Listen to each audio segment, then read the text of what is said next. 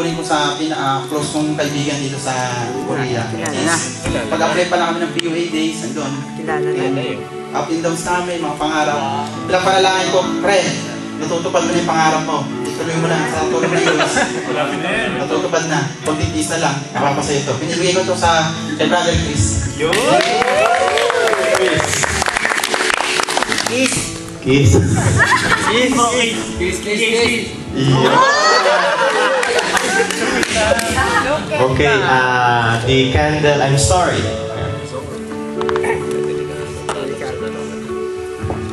So, I'm sorry. Ito, hindi ko alam kanina. Pero, nagulat ako bakit I'm sorry, natanggap ko. Kasi hindi na siya umaten. Pero nakikita ko naman sa kanya yung nagbigay sa akin, nagpapatuloy siya. Ito, I'm sorry, meron akong bibigyan talaga. Nung una kong pagpunta rito sa Korea, siya yung una kong nakita at nakatagpo ako ng church. Pero hindi kami nagkasama. Pero ngayon, nandito siya. Nandito siya. Walis din ako kung doon sa church na yun, pero may purpose ko na si God. And then, pero, salamat sa Lord dahil nandito siya. Amen. Brother Dito, I'm sorry.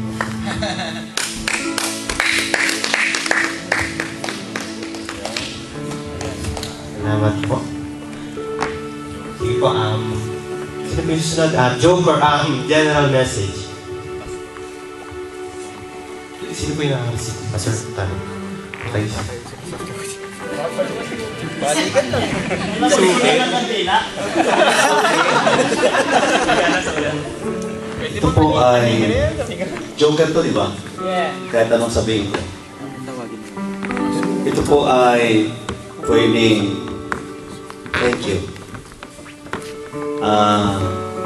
Ibibigay ko po ito sa taong naging ginamit ng Diyos para, kasi dati itong camp na to ay parang panaginip lang, it's a dream.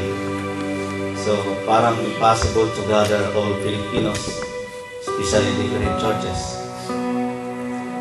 So siya yung originally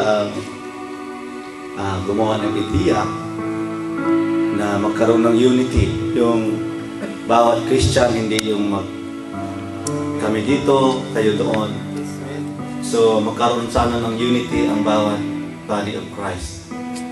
So ibigay ko po ito kay Romel kasi hindi ko nabuo yung item. So hindi siya nagawa ng lahat ng ito. Romel, thank you so much for your job. For the glory of God. Okay, salamat po. Balik po tayo doon sa... Sige, picture mo na. Sa thank you, Kendall.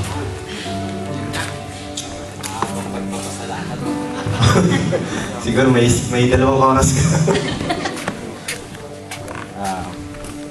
Una po sa lahat siguro po, kaya po thank you to dahil kailangan ko rin po talaga siguro magpasalamat sa Panginoon. At hindi lang sa inaalagaan niya ako, hindi lang sa ginagabayan niya ang bawat tinataka kong landas, hindi niya ako pinababayaan.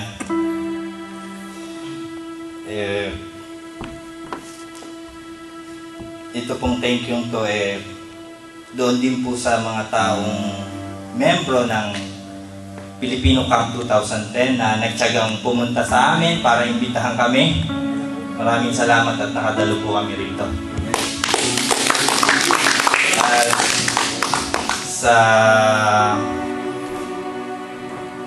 Thank you pong to, may isang tao po akong gusto ko rin pagbigyan dahil sa tagal-tagal ko na rin po sa Korea. Siya lang po siguro yung tao o sa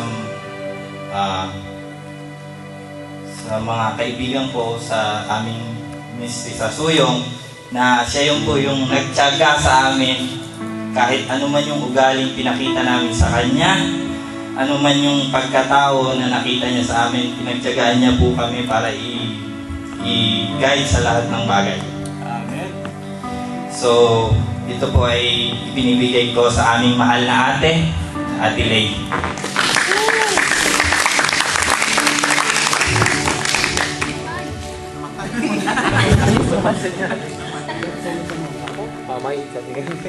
Okay, salamat po. Caller, next caller. I pray. I'm sorry. Thank you, I'm sorry. I'm sorry. I'm sorry muna. Sige. I'm sorry. I pray. Sino po yung gusto niyo pagbigyan at papat na? Gusto niyo panalangin? So, isa lang kanina, nung nagbibigyan tayo ng candle, talagang pinag-iisipan ko na sana sa akin magpunta yung I pray. So, nag-run. Dahil talagang, since nung mapunta siya sa factory namin, actually transfer siya galing siya Nuksan. So, nung na-transfer siya sa amin, hindi pa kami totally close nung napunta kami sa church. Nagkita kami sa church. Parang nagkagaan na kami ng loob. Tapos yun na, nung na-transfer siya sa company namin, nagkapanataga kami ng loob. Hanggang sa yung mga sikreto namin, na i-share namin sa kanya, pati yung mga pangarap namin dalawa. So kahit na 2012 pa yung finish contract namin, kiniklaim na agad namin yung magiging resulta nung namin. Yung pinaghirapan namin habang kami nanarito sa Basang Korea. Tsaka alam ko yung hindi lang ako nakakita pag yan si Pastor. Hindi lang kami nakakita ng dinidisir ng puso niya. Basta si God, alam ko na ibibigay sa kanya yung hiningi niya. So, very highly confidential po. So, sigat na lang po nakakalam. At alam kong hindi po may yung gamay niya para hindi pagtulog sa kanya. So, yun lang po. Sige, Bradley. Okay. Sige po. Next is... ano sunod? I'm sorry. Ano ba? Or... I'm sorry. Okay, I'm sorry. I'm sorry. Actually, wala po akong nakakaano dito. Una-una sa Panginoon, magpapahingi ako sa Kanya ng I'm sorry. Dahil tao lang po tayo at nagkakasala at nandito pa tayo sa lupa. Ang laban natin dito sa lupa ay isang mabigat na labanan. Dapat lagi tayong handa. Lagi nating hawakan ng salita ng Panginoon, ang promise ng Panginoon sa atin na maging matatag tayo sa lahat ng mga problema. At itong I'm sorry na to ay gusto kong ibigay kay Sister Eden. Huh? Yeah.